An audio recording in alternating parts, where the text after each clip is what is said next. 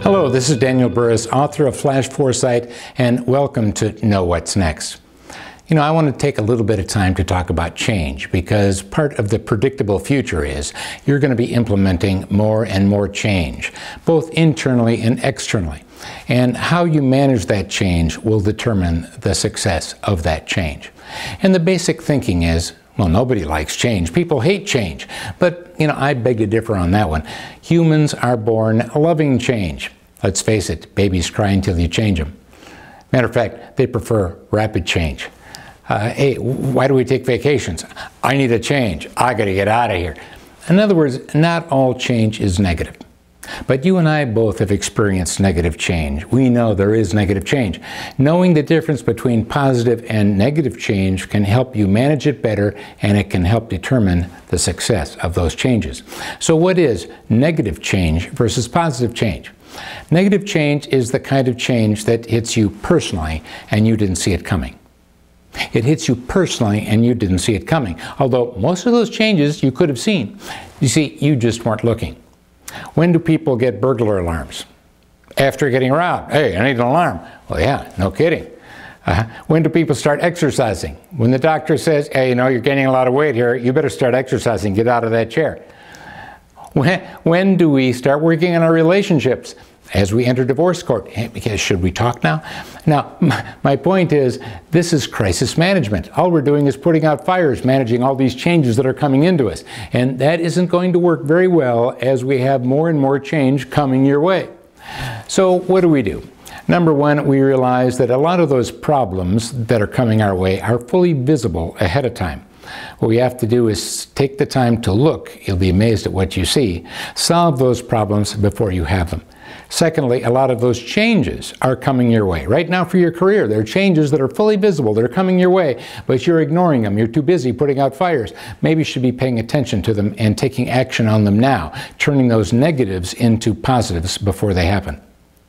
Another element is to understand about relationships and the certainty of relationships. You see, we live in a high-tech world. We're getting more and more tech-enabled. We've got all these iPads and iPhones and Androids and all this stuff going on. But remember, we live in a human world, and it's all about relationships. And good relationships are based on trust.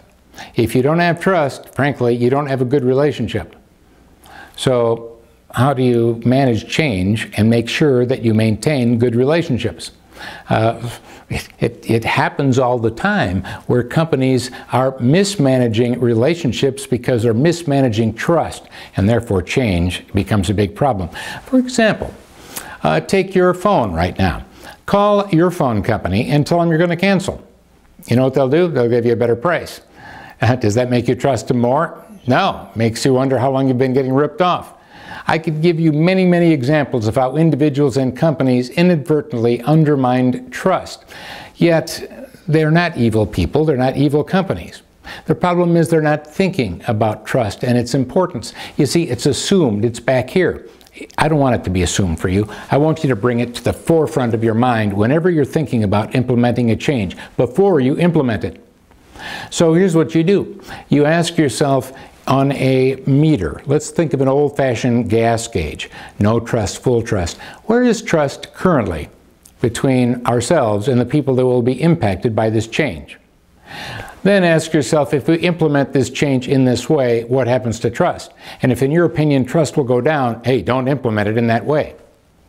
Now notice I didn't say don't implement it. What I said it was don't implement change in that way. Change how you implement it so that trust stays where it is.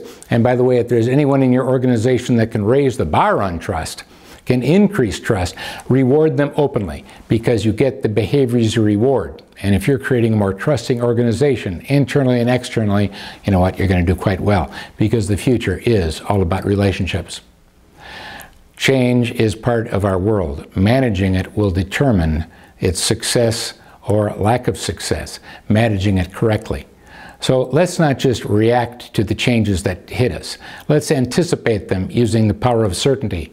Let's realize the power of relationships and the power of maintaining and raising the bar on trust to make sure that all of those changes are positive and not negative. This is Daniel Burrus, author of Flash Foresight.